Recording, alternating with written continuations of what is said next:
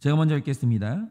이에 바로가 사람을 보내어 요셉을 부르매 그들이 급히 그를 옥에서 내놓은지라 요셉이 곧 수염을 깎고 그의 옷을 갈아입고 바로에게 들어가니 바로가 요셉에게 이르되 내가 한 꿈을 꾸었으나 그것을 해석하는 자가 없더니 들은즉 너는 꿈을 들으면 능히 푼다 하더라.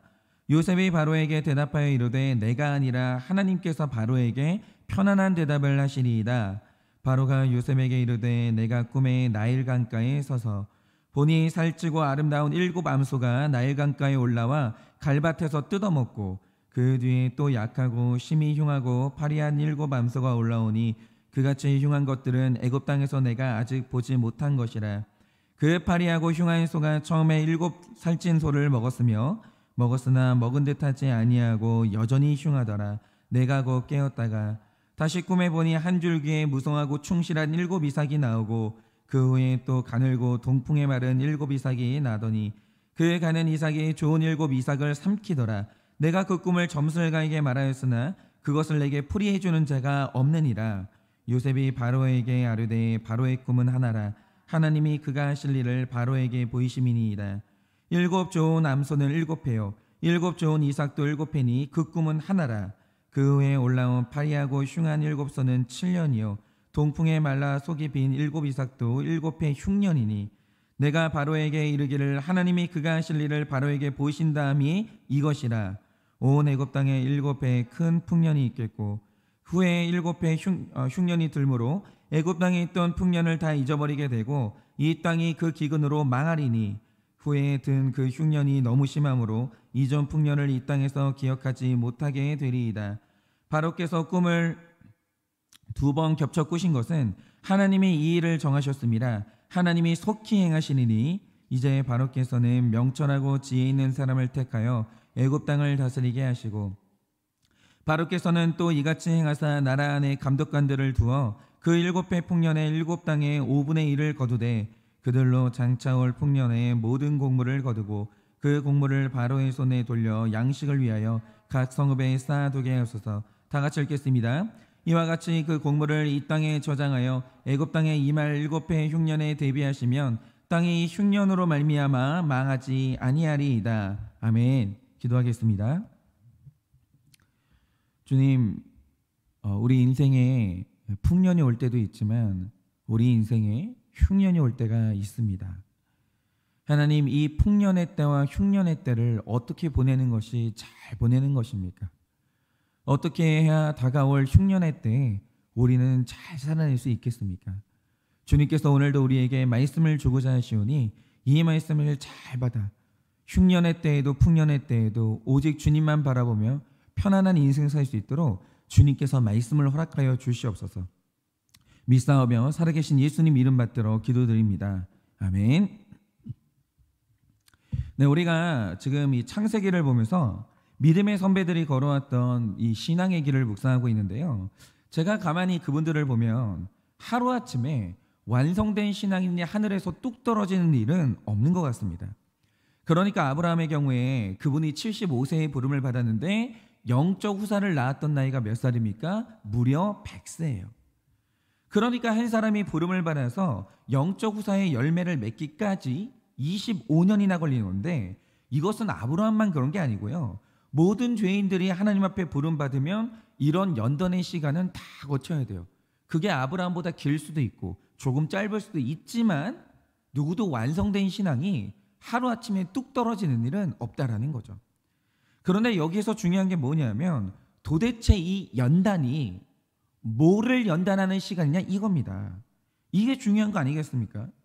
그래서 제가 가만히 신앙 선배들의 기록을 가만히 봤는데 우리에게 연단이 있어야 되는 각자의 이유가 다 다르죠. 그럼 달라요.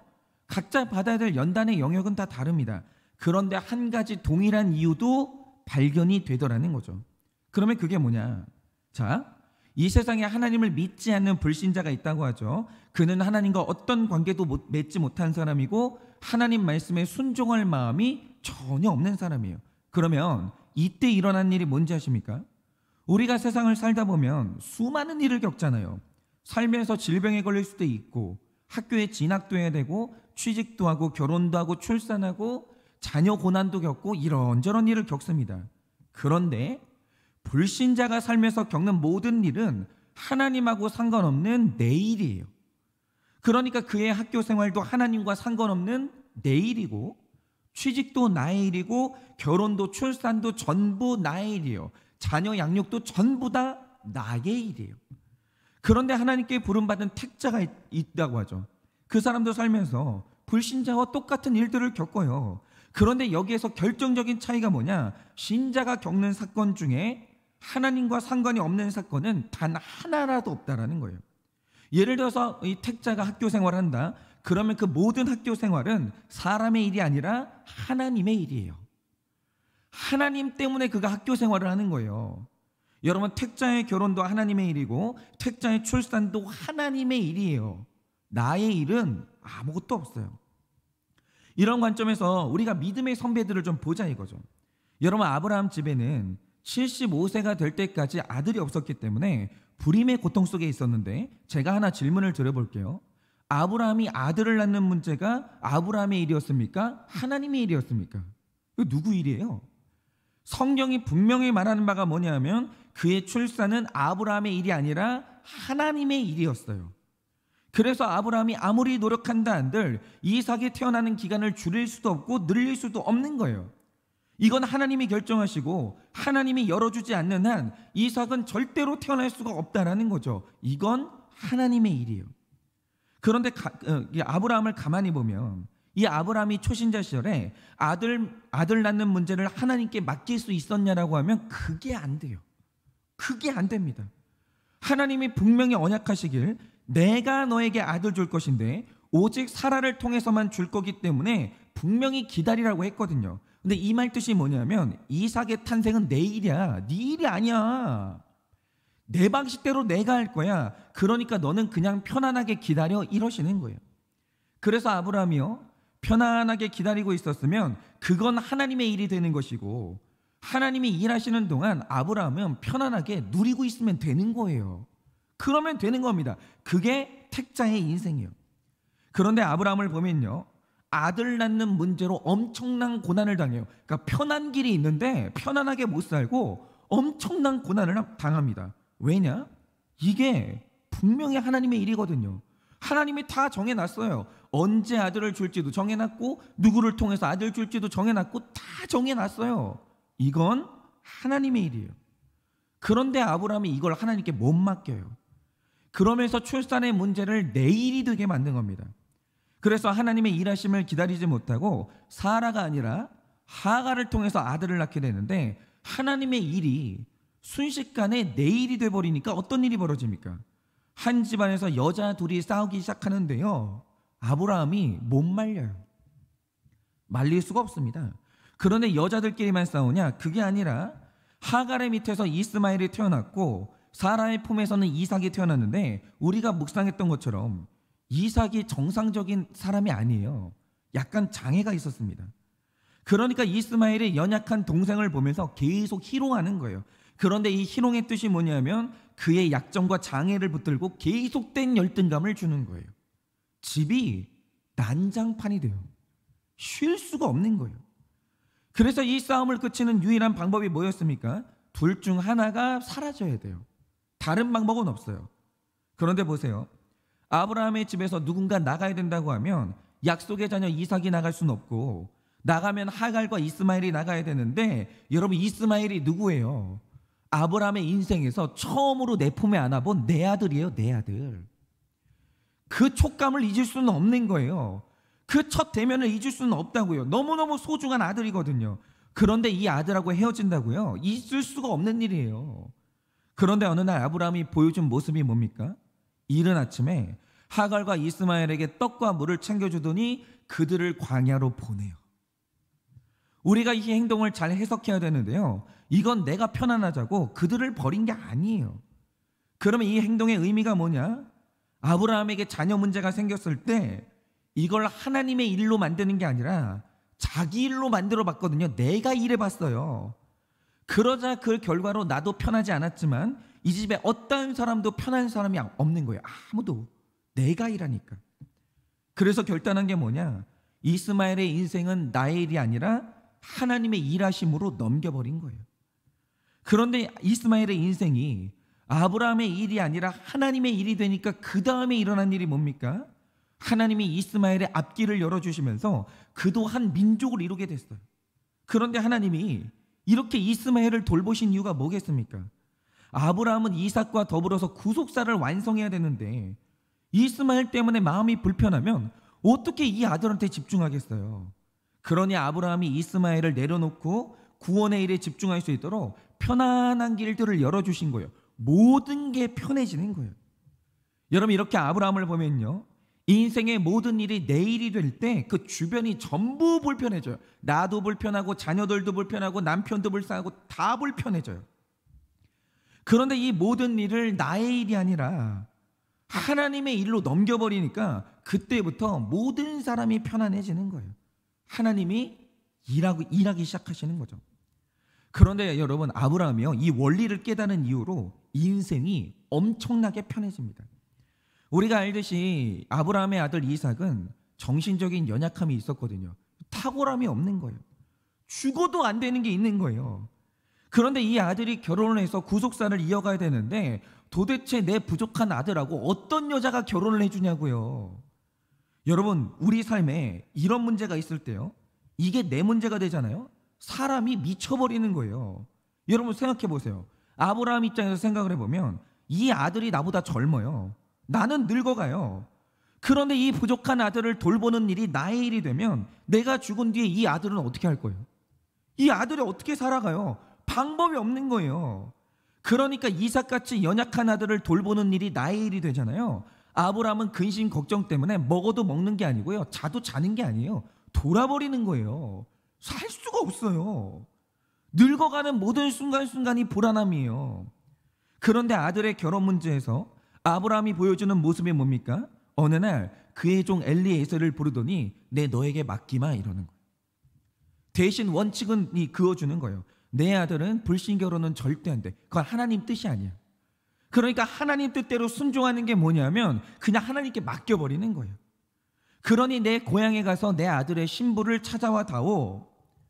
여러분, 이렇게 하나님의 원칙이 순종하면서 이삭의 결혼 문제를 하나님의 일로 넘겨버리는 거예요. 그리고 이후로 아브라함이 근심했다는 기록이 전혀 없어요. 그런데 그러자 일어나는 일이 뭡니까? 하나님이 일하기 시작하면서 이삭에게 마침 필요한 돕는 배필 리브가를 만나게 하시는 거예요. 그러니까 오늘 이 아침에 제가 드리려는 말씀이 뭐냐, 물은 택자라는 것은 내 인생 내가 사는 존재가 아니에요. 착각하지 마세요. 우리가 하나님을 믿는 순간 하나님의 이끄심과 완벽한 섭리 안으로 우리의 모든 인생이 들어갔기 때문에 내 삶의 모든 일은요, 나의 일이 아니에요. 착각하지 마세요. 내가 살아가는 모든 일들은 다 하나님의 일이에요. 여러분, 내 삶의 모든 일이 하나님의 일임을 인정하면 신자의 인생은 그날부터 편해지는 거예요. 그러나 이걸 믿지 못하고 순종이 안 되는 거예요. 하나님의 원칙을 어기기 시작하는 거예요. 내가 일하기 시작하는 거예요. 그 순간 고난이 시작되는 거예요. 인생이 쓸데없이 불편해지고요, 쓸데없는 고난들이 계속 일어나는 거예요. 예를 들면 이런 거죠. 제가 지금 날마다 이렇게 설교를 하고 있는데 제가 담임 목회를 준비할 때부터 매일 큐티는 당연히 목회 계획 안에 있었어요. 당연히 매일 큐티 해야죠. 큐티하는 목사가. 그런데 결단코 지금의 형태는 아니었습니다. 제가 생각했던, 계획했던 매일 큐티가 뭐냐, 일단 이제 큐티 본문을 읽습니다. 그리고 큐티 책 뒤에 있는 본문 해설을 쫙 읽어드려요. 그리고 아주 간단하게 저의 묵상을 나누는 거예요. 그럼 이 모든 게 10분 안에 끝나는 스케줄인데 여러분 어떻습니까? 생각만 해도 상큼하고요, 그렇게 기분 좋을 수가 없어요. 내가 아침 예배를 이런 식으로만 할 수 있으면 인생의 고난 절반이 줄어들 것 같아요. 그런데 여러분, 제가 처음에 매일 큐티를 왜 이런 식으로 구상했겠습니까? 여러분, 저도 상식이라는 게 있어요. 목회가 마라톤인 걸 알기 때문에 매일 하는 큐티를 조금 가볍게 해야 오래 갈 수 있다, 이런 생각은 저도 해요. 그런데 제가 담임 목회 현장에 와보니까 큐티를 가볍게 할 수 있는 상황도 아니었고 제가 목회를 길게 할 수 있다는 보장도 없었습니다. 그래서 하루하루 그냥 제가 할 수 있는 최선을 쏟아붓게 된 거예요. 그런데 문제가 뭐냐? 제가 위기 가운데 있을 때는 그냥 정신이 나가가지고 하루하루 열심히 설교를 했어요. 그런데 위기가 지나가고 정신 차리고 나니까 내가 이런 식으로 10년을 더 설교한다고? 내가 이런 식으로 매일을 20년을 더 설교한다고? 이게 엄두가 안 나는 거예요. 정신 차리고 보니까. 일은 저질러 놨는데 감당이 안 되는 거죠. 그래서 담임 목회 2년 차에 매일 했던 생각이 뭐냐면, 내일은 무슨 설교하지? 만약에 내일 설교가 안 떠오르면 그러면 나는 어떻게 하지? 이제라도 이런 방식을 내려놓고 처음 구상했던 방식으로 돌아갈까? 이런 식으로 수도 없이 고민했고요. 매일매일을 부담감에 짓눌려가지고 살았어요. 매일매일. 너무 무거운 거예요, 이 짐이. 그런데 지금에 와서 되돌아보니까 왜 매일 하는 설교가 지옥 같다고 두려웠냐면, 설교가 내 일인 거예요. 내가 해야 되는 일이 되니까 이게 너무 지옥 같은 거예요.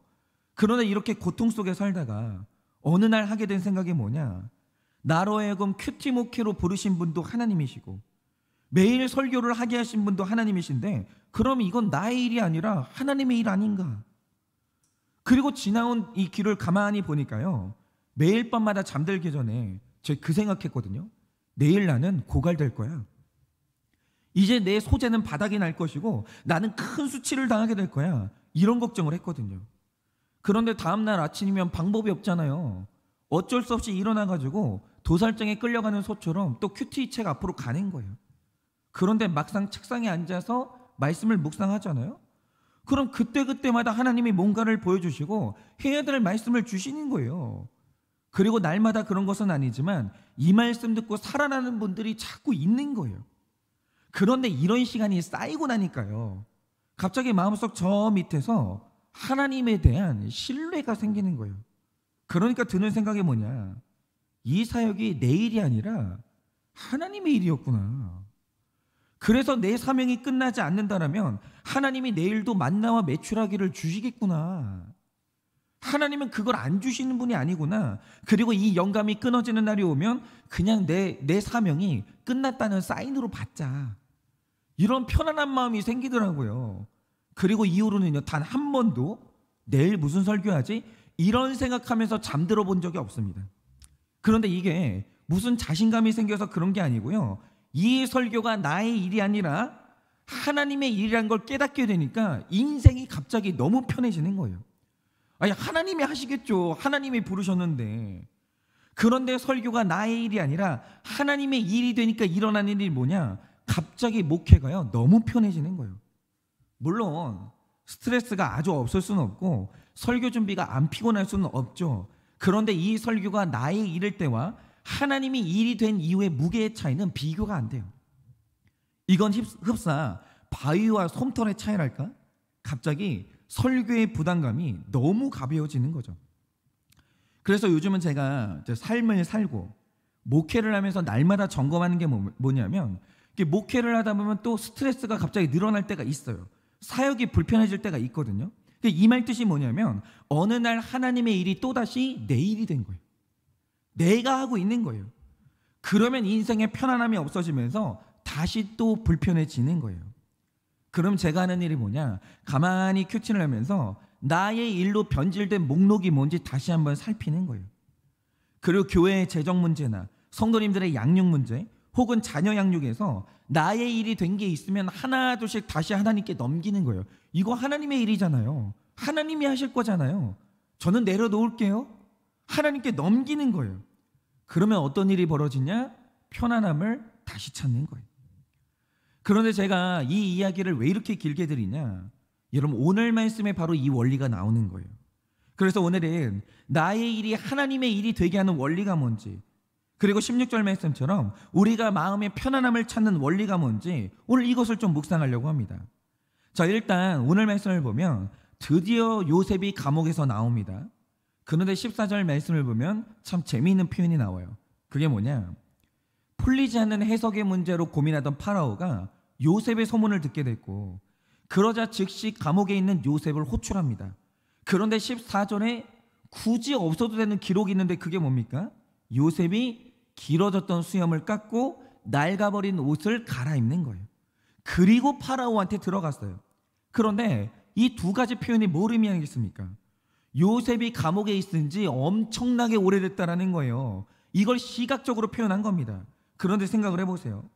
요셉이 감옥에서 이렇게 오래 있었다는 말의 뜻이 뭡니까? 요셉이 술 맡은 관원의 꿈을 해석해주면서 간절하게 부탁하길, 당신이 여기서 나가면 나를 좀 꺼내달라고 분명히 부탁을 했거든요. 그런데 술 맡은 관원이 이 감옥에서 나가자마자 요셉을 완전히 잊어버려요. 배신 때린 겁니다. 그리고 나갈 수 없을지도 모르는 불확실성 속에서 요셉이 2년 동안 살아요. 여러분, 1년 동안 어떤 마음이었습니까? 다음 달에는 나를 꺼내줄까? 그리고 다음 달에는 나를 꺼내줄까? 혹은 다음 달, 그 다음 달? 이러고 1년을 보냈다는 거죠. 근데 1년 보내고 나니까 깨달아지는 게 뭐냐? 아, 이 인간이 나를 잊어버렸구나. 알게 된 거예요. 그리고 나서 이제 시간을 보내게 되는데 어떤 마음으로 보냈을까요? 여러분, 제가 여기서 질문 하나 드려볼게요. 술 맡은 관원에게 배신당하고 감옥에서 2년 동안 사는 동안 요셉의 마음이 어땠냐 이거죠. 배신감에 치를 떨었을까요? 절망했을까요? 우울증에 걸렸을까요? 여러분 같으면 어떻게 하시겠습니까? 약속했는데 약속을 어긴 거예요. 그러면 여러분 마음은 어떨까요? 여기서 저의 대답이 뭐냐? 요셉이 감옥에서 편안하게 살았다는 것에 저희 소중한 500원을 걸겠습니다. 그러면 이렇게 말할 수 있는 근거가 뭐냐? 자, 15절을 보면 드디어 요셉이 파라오를 만나는데 만나서 하는 말이 뭐죠? 야, 내가 꿈을 꿨는데 이걸 해석해주는 사람이 아무도 없었거든. 그런데 내가 들으니까 너는 꿈을 들으면 능히 해석한다면서 이렇게 질문을 합니다. 그런데 16절을 보면 이때 나오는 요셉의 대답이 뭡니까? 이건 너무 감격적인 말씀이기 때문에 말씀 그대로를 읽어야 되는데요. 요셉이 이렇게 대답합니다. 요셉이 바로에게 대답하여 이르되 내가 아니라 하나님께서 바로에게 편안한 대답을 하시리이다 이래요. 그런데 여기서 포인트가 뭐냐? 내가 아니라 하나님이 하시는 겁니다. 이건 내 일이 아닙니다. 하나님의 일입니다. 이래요. 여러분, 저는요 바로 이 순간이 요셉의 불수령적인 회개의 순간이라고 생각하는데요. 여러분, 이전에 요셉이 술 맡은 관원의 꿈을 해석할 때 말로는 꿈의 해석이 하나님께 있다라고 했어요. 그런데 해석을 하고 난 다음에 요셉이 한 말이 뭡니까? 당신의 꿈을 해석하신 하나님을 기억하는 게 아니라 당신의 꿈을 해석한 나를 기억해 달라는 거예요. 그러면서 내 일의 대가로 석방의 대가를 요구하는 겁니다. 그런데 여러분이 한번 생각해 보세요. 여러분이 어떤 목회자를 만났다고 하죠. 그래서 이분이 해주는 설교도 듣고 나를 위해 해주는 기도도 받고 좋았습니다. 그런데 갑자기 신방 딱 끝났더니 그 목회자가 하는 말이 뭐냐? 이 모든 일을 한 다음에 내 사역의 대가를 요구하는 거예요. 물론 사역자도 생활을 해야 되기 때문에 열심히 사역했으면 사례비를 받을 수도 있고요, 성도님들과 좋은 것을 나눌 수도 있습니다. 그러나 사명에 열심히 헌신했는데 하고 나니까 물질을 얻는 것과 물질을 받으려고 사역하는 것은 완전히 다른 거예요. 본질이 완전히 다른 겁니다. 여러분, 앞에 것은 하나님의 일인 사역이지만 뒤에 것은 내 일이에요. 비즈니스. 다시 말해, 여러분이 어느 날 하나님 일하는 사역자가 아니라 자기 일하는 목회자를 만난 거예요. 그러면 여러분 마음이 어떻겠습니까? 여러분이 그런 사역자 만나고 마음이 편안하시겠습니까? 아니요, 불편해요. 이 사람이 이 사역 끝나고 생색낼 게 뻔하고 뭘 요구할 줄 아니까 만날 때마다 불편한 거예요. 기도 듣는다? 불편한 거예요. 아유, 또 이 10분 기도해주고 뭘 요구할까? 20분 기도해주고 뭘 요구할까? 불편한 거예요. 여러분, 바로 이겁니다. 우리가 어떤 사람을 만났을 때 세상에서 제일 불편한 부모, 세상에서 제일 불편한 사람이 누군지 아십니까? 모든 일을 내가 했다, 내가 너를 어떻게 키웠는데 이러면서 생색내는 사람이 가장 불편해요. 그러면요, 다시는 만나고 싶지 않아요. 그런데 요셉이 감옥에 있을 때 한 일이 뭐냐? 실컷 이타적으로 사역한 다음에 남을 도와줬어요. 그런데 마지막에 이 사역이 하나님의 일이 아니라 나의 일이 되면서 대가를 요구하는 거예요. 저 잘했죠? 석방시켜주세요.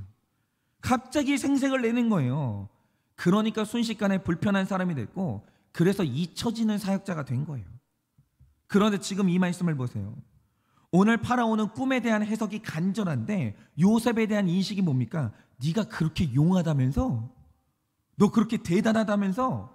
이러는 거예요. 그러니까 지금 파라오는 생각하길 이 꿈의 해석이 요셉한테 있다라고 생각을 한 거예요. 그래서 만약에 여기서 요셉이 마음에 딱 드는 해석을 해주면 자유는 물론이고요, 엄청난 보상을 받을 수 있는 거예요. 내가 한 일이 되면. 그런데 여기서 요셉이 하는 말이 뭡니까? 16절에 말하길 이 해석은 저의 일이 아닙니다. 이건요, 하나님의 일입니다. 그분이 당신한테 편안함을 주실 겁니다. 제가 하는 일이 아닙니다. 이러는 거예요. 여러분, 뭐죠? 요셉은 이 모든 연단을 통해서 인생은 내 일이 아니라 하나님의 일이라는 것을 완벽히 깨달은 거예요. 그래서 감옥에 있는 기간도 하나님의 일이고 내가 하는 모든 해석의 사역도 하나님의 일이기 때문에 그는 감옥 안에서 편안하게 있었던 거예요. 이건 다 하나님의 일이기 때문에 하나님이 있으라면 있는 것이고 하나님이 나오라면 나오는 것이고 편안하게 있었던 거예요. 그래서 이제 파라오의 꿈을 해석해 주는데 이제 우리가 마지막으로 나눠야 될 게 뭐냐? 제가 계속 말씀드리길 여러분의 모든 사건을 여러분의 일이 아니라 하나님의 일이 돼야 돼요. 여러분이 붙들고 늘어지지 마세요. 저의 사역도 하나님의 일이고요, 여러분의 자녀 양육도 하나님의 일이고요, 배우자의 일도 다 하나님의 일이에요. 그러면 나의 일을 하나님의 일이 되게 하는 그 방법이 뭡니까? 아주 간단하게 두 가지를 말씀드리려고 하는데요. 일단 바로가 이 꿈의 해석 문제를 놓고 왜 고통을 느꼈습니까?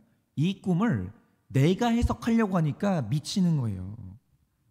여러분, 요셉이 여기까지 오면서 엄청난 고난을 당했는데 그 이유가 뭐였습니까? 채색옷의 의미도 내 멋대로 해석하고 아버지의 사랑도 내 맘대로 해석하고 꿈도 맘대로 해석하니까 그 해석 때문에 인생이 불편하고 꼬이기 시작하는 거예요. 그런데 요셉의 인생이 언제부터 풀렸습니까? 내 인생을 하나님이 해석해 주시면서 인생이 풀린 거예요. 하나님의 해석을 듣기 시작하면서 그 인생이 편안해진 겁니다. 여러분, 바로 이겁니다. 일단 내 인생의 모든 일이 하나님의 일이 되면서 편안해지려면 해석을 이제 여러분이 그만하세요. 왜 멋대로 해석하시는데요? 여러분, 자녀에게 일어나는 일들을 왜 여러분이 해석하십니까? 여러분, 왜 배우자한테 일어난 일을 여러분이 해석하세요? 여러분, 사업이 안 좋아지셨습니까? 그거 왜 여러분이 해석하세요?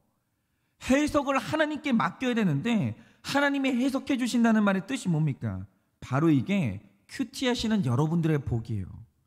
여러분들은 이 말 뜻이 뭔지 다 아시잖아요. 일단 사건이 생길 때마다 구속사의 관점으로 큐티 말씀을 보세요. 왜 말씀을 안 보시는 겁니까?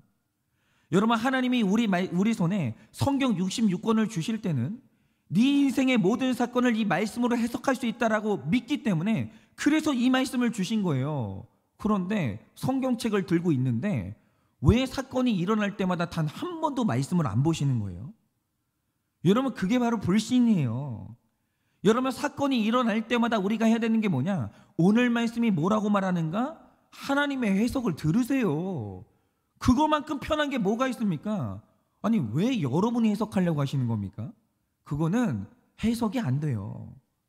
그리고 두 번째로 말씀이 있는 공동체에 물으세요. 그런데 우리의 진짜 문제가 뭐냐면 부부 문제나 자녀 양육이나 진로를 결정할 때 말씀을 펴서 해석을 듣지도 않고 공동체에 어떤 질문도 안 해요. 아니, 여러분의 문제를 왜 여러분의 문제로 만드시냐고요.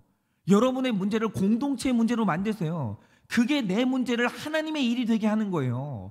왜 혼자 해결하시는데요? 왜 혼자 결정하시는데요? 도대체 그러시는 이유가 뭔데요? 왜 그렇게 비밀이 많으세요? 여러분, 하나님은 그걸 원하지 않으세요. 여러분의 일을요, 모든 일을 교회로 끌고 오세요. 공동체로 끌고 오세요. 그리고 말씀이 있는 공동체에 물으세요. 그리고 그렇게 되면은 모든 게 다 하나님의 일이 되는 거예요. 여러분, 모든 결정의 순간마다 말씀을 펴세요. 설교를 들으세요. 그 공동체에 물으세요. 그러면 그 순간 내 해석이 아니라 하나님의 해석이 임하는 거예요. 그러면 여러분이 고민할 필요가 없어요. 하나님께 맡기면 되는 거예요. 그리고 두 번째로 25절에서 36절을 보면 요셉의 해석을 해주는데 여기서 그치는 게 아니라 적용까지 줘요. 이게 올바른 해석인 거예요. 해석해놓고 아무 적용점도 없고 이게 아니고요. 해석 딱 해줬으면 정확한 처방이 있는 거예요. 여러분, 바로 이겁니다. 우리가 어떤 일을 놓고 공동체에 묻고 그날 말씀으로 물으면 해석과 함께 분명한 적용을 주시거든요. 하나님의 적용은 우리한테 맡기지 않아요. 하나님이 분명한 적용을 주십니다. 그런데 이때 적용을 놓고 해야 되나 말아야 되나 근심하면 그건 내일이 돼요. 여러분이 정말 하나님 뜻이 뭔지 모르십니까? 다 알아요. 근데 중요한 게 뭐냐? 안 하고 싶은 거예요. 그러니까 근심이 생기는 거예요. 그러니까 여러분 보세요. 어떤 일을 놓고 근심하잖아요. 그럼 그 순간부터 내일이 되는 거예요. 그런데 하나님이 주신 적용에 순종하면요, 그때부터 모든 일이 다 하나님의 일이 되는 거예요. 하나님이 일하십니다. 여러분 두고 보세요. 여러분이 순종하시면 그때부터 그 일이 하나님의 일이 되면서 하나님이 놀랍게 일하시는 거예요. 여러분, 하나님은 인간의 처방에 역사하시는 게 아니고요, 그 처방에 순종하는 여러분의 순종을 통해 일하시는 거예요. 그러므로 순종하세요. 그러면 고민할 게 없는 거예요.